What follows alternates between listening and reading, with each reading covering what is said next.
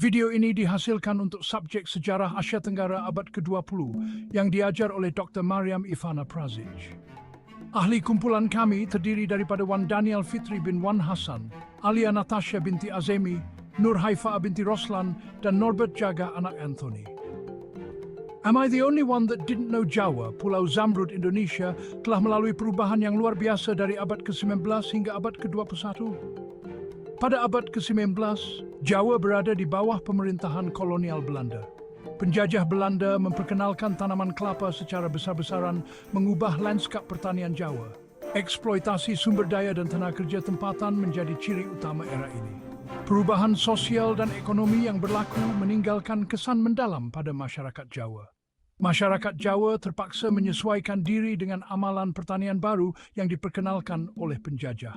Memasuki abad ke-20, Jawa terus mengalami perubahan yang signifikan. Perjuangan untuk kemerdekaan semakin memuncak, membawa kepada kemerdekaan Indonesia pada tahun 1945. Selepas kemerdekaan, Jawa menyaksikan pembangunan pesat dalam pelbagai sektor. Infrastruktur moden dan pembangunan bandar mula muncul, mengubah wajah pulau ini. Walaupun begitu, budaya dan tradisi Jawa tetap dipelihara dan diraikan. Ekonomi Jawa berkembang pesat dengan perindustrian dan perdagangan yang semakin maju. Amalan pertanian juga mengalami transformasi dengan teknologi moden. Hari ini, Jawa adalah sebuah pulau yang dinamik dengan masyarakat yang pelbagai dan bersemangat. Masyarakat Jawa berjaya mengimbangi antara tradisi dan kemodenan dalam kehidupan seharian mereka. Namun, cabaran masih wujud dan semangat juang rakyat Jawa terus menjadi inspirasi. Dari keindahan alam semula jadi hingga warisan budaya yang kaya, Jawa terus memikat hati. Perjalanan Jawa dari abad ke-19 hingga abad ke-21 adalah kisah perubahan, ketahanan, dan harapan. Dengan pandangan ke masa depan, Jawa terus melangkah maju, membawa warisan dan aspirasi bersama. Sebelum ketibaan Belanda, kelapa telah pun ditanam di Jawa. Kelapa merupakan sumber makanan dan bahan mentah. Namun, Syarikat Hindia Timur Belanda pada abad ke-14 yang melihat potensi ekonomi sebenar khazanah tropika ini. Mereka membayangkan Jawa sebagai pembekal utama komoditi berharga di Eropah. Belanda yang didorong oleh keuntungan memulakan misi untuk mengubah lanskap pertanian Jawa. Tanaman tradisional diketepikan, pokok kelapa dengan hasil tuaian yang tinggi dan permintaan global menjadi tumpuan utama. Tanah dirampas dan para petani dipaksa untuk menanam tanaman komersial penjajah ini. Ini menandakan permulaan era baharu bagi Jawa, di mana nasib pulau dan rakyatnya terikat dengan kelapa.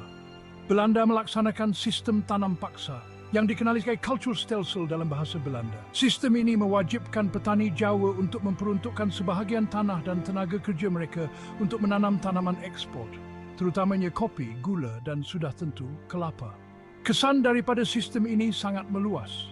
Ia mengganggu amalan pertanian tradisional, menghakis keselamatan makanan, dan menanam benih rasa tidak puas di kalangan petani Jawa. Tempoh tanam paksa ini memberi kesan yang besar terhadap alam sekitar dan masyarakat Jawa. Ia menyebabkan penebangan hutan, hakisan tanah, dan pengusiran penduduk tempatan. Lanskap Jawa yang dahulunya pelbagai mula bertukar menjadi monokultur pokok kelapa, satu peringatan yang jelas tentang cengkaman penjajah di pulau itu. Syarikat-syarikat penjajah Belanda di Jawa bergantung kepada 3 tonggak yang saling berkaitan: tanam paksa, kawalan monopoli, dan pembangunan infrastruktur strategik. Ketiga-tiga tonggak ini yang berfungsi seiring membolehkan Belanda memaksimumkan keuntungan mereka daripada pengeluaran kelapa sambil memperkukuh kawalan ke atas ekonomi Jawa. Sistem culture stelsel memastikan bekalan kelapa yang stabil. Namun, kerajaan Belanda melangkah lebih jauh. Mereka mewujudkan monopoli ketat ke atas perdagangan dan pemprosesan produk kelapa. Ini bermakna petani Jawa terpaksa menjual hasil tuaian mereka kepada rumah-rumah perdagangan yang dikawal oleh Belanda pada harga yang ditetapkan oleh kerajaan penjajah. Sistem ini meletakkan petani dalam kedudukan tawar-menawar yang lemah dan keuntungan yang sedikit. Untuk memudah pengangkutan produk kelapa dari ladang ke pelabuhan, Belanda melabur dengan banyak dalam pembangunan infrastruktur. Mereka membina jalan raya, landasan kereta api, dan pelabuhan, menghubungkan kawasan pedalaman Jawa yang terpencil dengan pasaran global yang berkembang pesat. Penambahbaikan infrastruktur ini, walaupun memberi manfaat kepada kerajaan penjajah, tidak banyak membantu kehidupan para petani Jawa yang menanggung beban kerja paksa dan eksploitasi ekonomi. Pendekatan tiga cabang ini yang dicirikan oleh paksaan, kawalan, dan pelaburan yang dirancang membentuk asas pemerintahan penjajah Belanda di Jawa. Ia mengubah pulau itu menjadi pengeluar kelak utama, meningkatkan ekonomi Belanda dan membentuk nasib generasi akan datang. Zaman penjajahan Belanda, walaupun merupakan babak yang agak singkat dalam sejarah panjang Jawa, meninggalkan kesan yang mendalam pada lanskap ekonomi dan masyarakat pulau itu. Tanam paksa kelapa, walaupun mengayakan khazanah penjajah, mempunyai impak jangka panjang terhadap masyarakat Jawa. Peralihan kepada pengeluaran tanaman komersial mengganggu amalan pertanian tradisional. Ini menyebabkan penurunan keselamatan makanan dan peningkatan risiko kebuluran. Kesan ekologi juga sama pentingnya. Penebangan hutan, hakisan tanah dan kekurangan sumber air menjadi isu-isu mendesak.